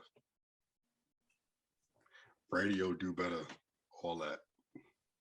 And then the person that just, and, you know, if you just listen to rap, like I encourage people to always, you know, listen to stuff outside of what you normally listen to, because you'd be surprised what you might like. You know what I'm saying? So, you know, it's good to have a good ear for that. So, you know what I mean, but let's see. Hopefully next year it's a, you know, a more deserving person. So, or someone that I'm also think they should win it. So, yeah, that's just my opinion. If you know people disagree, they disagree. You know, that's just on me, man. I wouldn't, but I would say that I wouldn't be surprised if other people think the way that I think with that. Because I think I told some other people, they was like, really? He went in that? Like, Yeah. yeah. So I think that kind of speaks volumes a little bit. But it is what it is. I'm not Russell. I'm not a Russell Simmons. I'm not a, you know what I mean? I'm not one of those guys. I'm not a Steve Stout, not a Leor. So I can't really say nothing. You know, I ain't got no say so in it. I'm just a person that just, you know, cares about the culture. That's all in the music. But yeah, that's it. That's all we got for y'all. Right? Is that it? Yeah, that's it. Yeah. Yeah, that's it. That's it. What more do you want from me? All right, Tyrese. Yeah. So Yeah, that's it. cool. Any shout outs? Yo, happy birthday. Shout out to my sister Stacy. She celebrated her birthday on Friday. I want to say, I know I got another god kid that got a birthday. Cam, birthday to you, saying. And oh, how can I? Happy anniversary. the 15th. Excuse me, 14th. Because I'm getting the day and the years. Yeah, 14th. October 14th, which is a Thursday. Yeah, Thursday. Happy anniversary to the love of my life, Tracy. Um, hmm? So what y'all doing to celebrate? What we gonna celebrate? What y'all doing to celebrate? Yeah. Oh, what we doing to celebrate? Oh, what did we said? So our anniversary on a Thursday, so we're doing dinner. We're going to they opened up a Bus Boys and Poets on my side of town. Yeah. They hit that up. And that Saturday we're going to a concert. I don't know if you ever heard of Mark Raboye. But funny guy, super talented, can sing, freestyle a little bit, makes amazing beats. So we're seeing him live at the Anthem down in DC. Matter of fact, I was just reminiscing about the Anthem, about the first time we went, the Wu-Tang joint. We was talking about that. Me and Ma was talking about that situation and how we almost backed out and Tommy came through. Jordan in a clutch. Like how much? 125. He pulled the black card out smooth. Was like, y'all niggas got till November to pay me back. So yeah. And that's I believe that's it. Shout outs and of course support us, follow us on all social media. Everything's blurred on everything. You know what I mean? And shout out to y'all watching. Shout out to former President Barack Obama. And shout out to IHOP. I hate you niggas. Y'all fucked breakfast up, man. Like I What they do? Couldn't even get my pancakes and eggs and bacon. You know what I mean? Like, but yeah, I hate Which one did you go to? You know which one I went to. That one. Damn. Yeah, that's where you fucked up, man. Popeyes on a Sunday morning is always a mistake. You know what I'm saying? It's always a mistake. And I'm sorry, IHOP. I said Popeyes. I was about to say, they got breakfast now? IHOP on the Sunday morning. I mean, I wouldn't mind trying a chicken biscuit at Popeyes, though. Oh, I would rock. Popeyes breakfast is dope. But you don't see it everywhere. Like certain airports, though, where they have a Popeyes. Mm. Nice. Hash browns on point too. Wow, I didn't know Popeyes really did have breakfast. That's crazy. Yeah. The Popeyes breakfast. Cordoba just started breakfast. I'm gonna try that out. Made a visit to Cordoba yesterday, actually. But we'll wrap this up, and then we'll continue our Cordoba discussion. Peace.